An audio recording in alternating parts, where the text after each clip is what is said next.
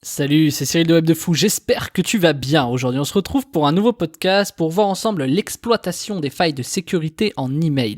On va voir comment des gens se font exploiter des failles, quelles sont ces failles et comment est-ce qu'on peut les éviter.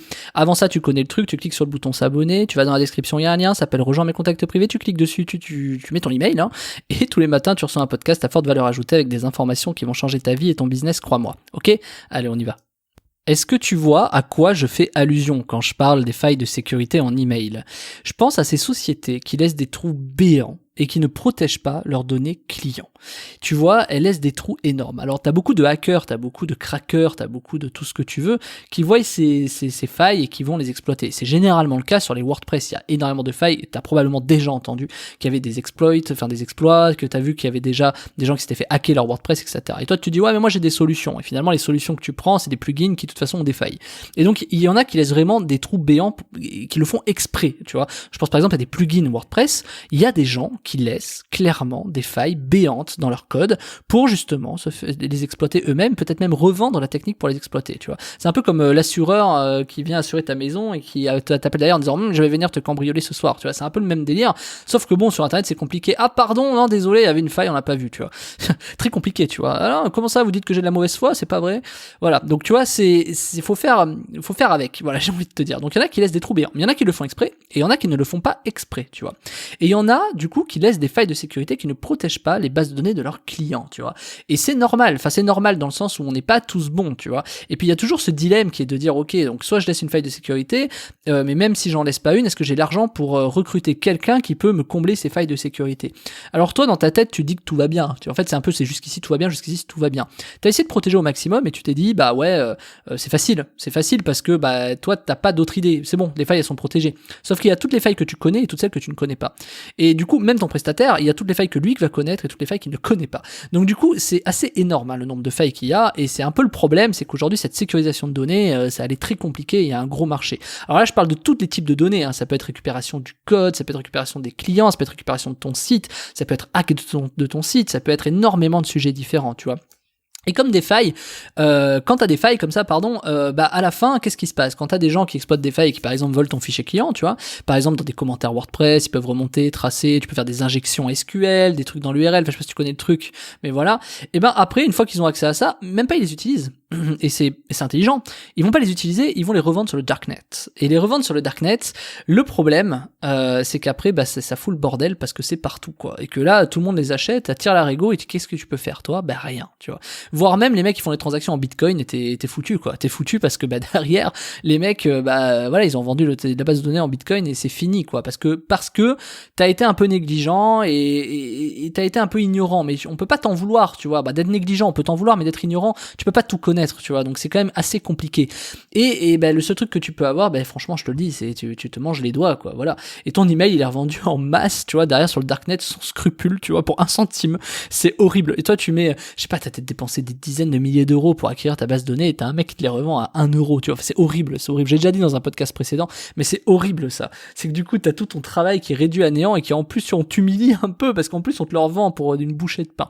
Mais c'était le cas des failles de sécurité. Par exemple, je sais pas si t'avais vu le site, moi je suis sur la rencontre en ligne sur Ashley Madison, qui s'était fait hacker toute leur base de données, voilà. Et qui ont revendu, je crois qu'ils revendaient la base de données pour $50, tu vois. Mais il y avait genre 5 millions d'adresses ou je sais pas quoi. C'est complètement lunaire, tu vois. Et donc les mecs, il y en a énormément qui l'ont acheté, tu vois. Et c'est terrible, c'est terrible. C'est terrible. Du coup, tu vois, tu peux rien y faire face à ça. En tout cas, tu peux rien y faire au départ. Tu peux rien y faire quand c'est trop tard. Mais tu peux y faire quelque chose avant. S'il faut juste avoir les bonnes méthodes pour faire attention à ça.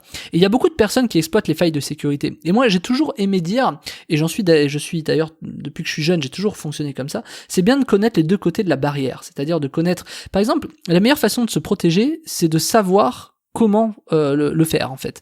Donc, par exemple, je vais t'expliquer un truc qui est toujours vrai. On te dit, la police existe, et je vais donner un casse.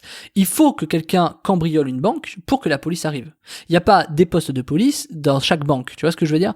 Donc c'est un peu le même truc. C'est que si t'as des gens qui viennent faire un cambriolage, c'est quand ils font un cambriolage que la police arrive. Il n'y a pas de prévention sur un truc comme ça. C'est comme quand t'es malade, tu vas au médecin, tu vois. C'est un peu un tort. D'ailleurs, les Chinois, eux, ils disent, bah non, on va voir un médecin régulièrement pour éviter de tomber malade. Donc il y a différents vraiment états d'esprit, mais c'est pour te dire que ici en tout cas en France, mais même partout ailleurs, ça c'est logique, t'attends qu'il y ait un cambriolage pour appeler la police, tu vois, tu t'appelles pas la police pour rien, tu vois, c'est évident aussi.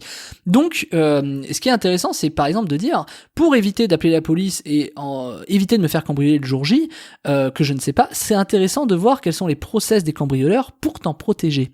Ce qu'on appelle dans le jargon de la police, clairement, c'est de l'infiltration. Donc c'est intéressant d'infiltrer par exemple des réseaux pour voir de hackers, pour voir comment ils fonctionnent, non pas pour hacker, mais pour te protéger des hacks, tu vois. Et ça, tout le monde te le dira. Par exemple, les mecs qui font des antivirus, ils sont dans des systèmes et dans des endroits où il y a tous les virus qui sont créés. C'est-à-dire, ils sont limite infiltrés eux-mêmes, c'est eux-mêmes qui créent le virus pour créer l'antivirus, tu vois. Mais c'est pas volontaire, c'est dans le sens qu'ils sont infiltrés dans des groupes, dans des réseaux, et c'est très compliqué de ne pas être, comment te dire, de pas faire ça en fait, parce qu'il arrive un moment où tu dois être obligé, par exemple, d'aller chez des hackers pour éviter de te faire hacker, tu vois, c'est obligé, parce que ils auront toujours une longueur d'avance, parce que c'est une fois que le mal est fait que tu le résous. Et donc du coup, si tu n'es pas infiltré directement dans un réseau comme ça, ce qui va se passer, c'est qu'à un moment donné, tu te feras hacker sur un truc que tu ne connais même pas, une faille que tu ne connaissais pas. Alors que si t'es dans le réseau hacker, tu vas le savoir avant les autres, et donc tu pourras toi-même t'en protéger en premier. Voire même le fait de faire ça, tu peux vendre du coup la solution de protection derrière, tu vois. Donc c'est ça qui est intéressant. Et voilà, alors je te dis pas d'aller infiltrer des réseaux de hackers, bien au contraire, c'est pas ce que je dis juste que tu comprennes la logique, c'est des exemples, hein. Je te dis ça pour te dire, voilà, je te dis pas d'aller cambrioler une banque, hein, on est d'accord, mais c'est pour te donner vraiment la réflexion. C'est que c'est toujours trop tard. Les failles de sécurité, elles sont exploitées trop tard. Tu peux pas te protéger parce que tu l'as pas vu, et c'est une fois que tu l'as vu, ben que voilà. Donc c'est une fois que en fait tu peux pas apprendre quelque chose que tu ne connais pas. Non, c'est pas ça. Tu ne peux pas savoir quelque chose que tu ne connais pas. Donc il faut l'apprendre. Tu vois l'idée, c'est mécaniquement ça. Et ça, eh ben, c'est un peu le problème de ton problème, le problème de beaucoup d'entrepreneurs, c'est que du coup, c'est des trucs qu'on voit pas et qu'on laisse de côté. C'est-à-dire, on se dit pas, bah tiens, est-ce que je me ferai hacker, etc. Tu vois. Je vais donner un exemple. Il y a beaucoup de formateurs qui font des erreurs terribles sur leur tunnel de vente, tout ça, machin, qui permet d'avoir un hack pour aller récupérer, par exemple, leur formation. Il y en a beaucoup. Je te parle pas que de ClickFunnels. Si tu connais les hacks de ClickFunnels, il y en a plein d'autres, tu vois. Mais c'est pour ça qu'il faut s'en protéger. Et finalement, tu t'en protèges qu'à partir du moment où tu les vois, tu vois. Et moi, quand j'étais plus jeune, j'avais vu, je sais pas si tu connais le projet Voltaire. J'avais vu une faille à l'époque là-dessus. Donc moi je sais pas si tu as suivi mon histoire, mais moi j'avais créé avec un ancien associé une sorte de logiciel dans l'orthographe, et on avait un concurrent principal, c'était Projet Voltaire, mais il y en avait d'autres, et qui permettait de faire d'éviter les fautes d'orthographe et tout. Quand tu vois que ça m'a pas beaucoup servi sur le principe, enfin ça m'a servi à une époque, mais franchement faut le travailler sur la durée, passons.